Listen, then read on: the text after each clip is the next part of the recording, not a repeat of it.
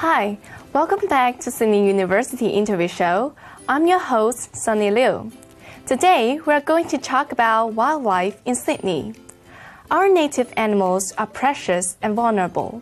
7,000 wildlife are killed or injured on New South Wales roads every day. But luckily, we have an organization called Sydney Wildlife who manage to save these animals in danger. Today, we're so excited to welcome a volunteer from Sydney Wildlife, Mr. Guy Fenton, to tell us more about their meaningful work. Hi, Guy. Thank you so much for joining the show. Great to be here. Thank you. So first, who is Sydney Wildlife? Yeah, Sydney Wildlife, we're a volunteer organisation with the goal to help our Australian animals. We're licensed under the National Parks and Wildlife Act, so we can help and rescue native Australian animals, but under that act we can't help introduced or domestic animals like cats or dogs, for example. So we are volunteer based and we operate under the Greater Sydney metropolitan area. We were established in 1997, so it's actually our 20th year anniversary this year. Congratulations.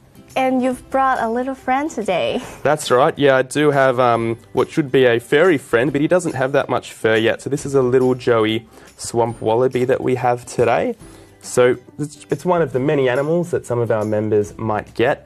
With this little guy, he's actually a rescue and orphan animal. So our members get trained to do pouch checks for some macropods that might get hit by a car and then might end up on the side of the road. So this could be a kangaroo or a wallaby, like this swamp wallaby.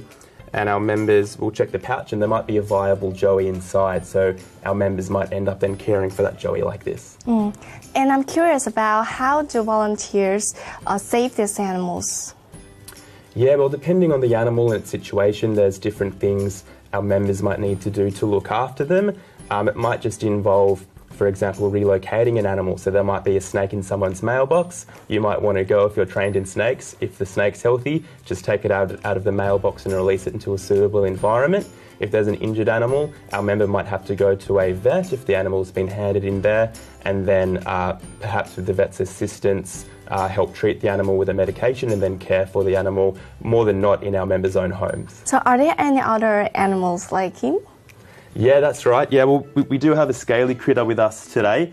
Some of the animals you might get as a member might be furry, feathery or scaly. So this is one of our scaly guys. Some of our members might not want to deal with snakes, some do. So this guy is maybe a little bit more friendly looking than a snake. This is our blue-tongue lizard, of course. He'll stick his tongue out on cue and show the beautiful blue tongue off. It's very adorable. He's pretty cute, right? They're very chilled out.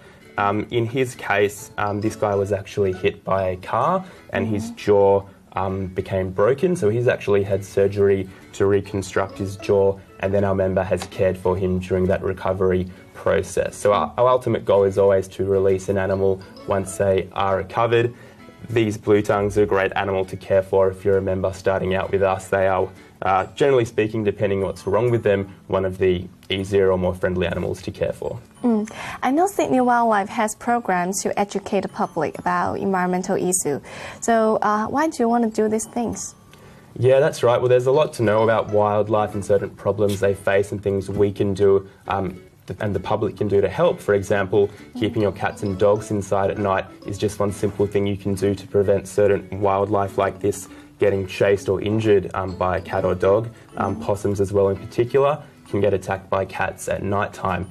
So our members, in addition to rescuing injured, sick or orphaned animals, we can also take part in helping to run educational events to educate the community and also to help raise money for our organisation, because as I mentioned, we are a volunteer organisation, so we do need funds to help drive the work that we do. So how can people become part of this wonderful organisation? Yeah, well, it's pretty easy. If you're interested, we offer a 2-day basic rescue and care course. Just 2 days, you'll learn a lot about the basics and you can rescue straight away quite a lot of animals, including blue-tongue lizards like this guy. We do also offer more specialist courses after that, so you could do some training in venomous snakes if you want, or seabirds or baby possums and things like that. So how can we contribute to the work apart from becoming a member? Yeah, if you want to help our Australian animals but not actually be doing hands-on rescues, you can actually donate to the organisation. As I mentioned, we are volunteer-based, so we need funds to drive the work that we do. So you can jump onto our website, sydneywildlife.org.au, and help provide us with some funds for our organisation.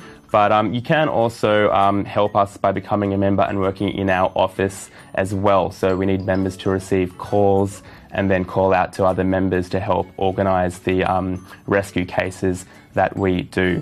There are particular areas where we're putting our funds towards also at the moment, and one of those is a Sydney Wildlife mobile clinic. That's great to hear. So thank you so much for sharing, and thank you for saving our native wildlife animals. Thank you. So that's it for today. I'm Sunny Liu. See you next week.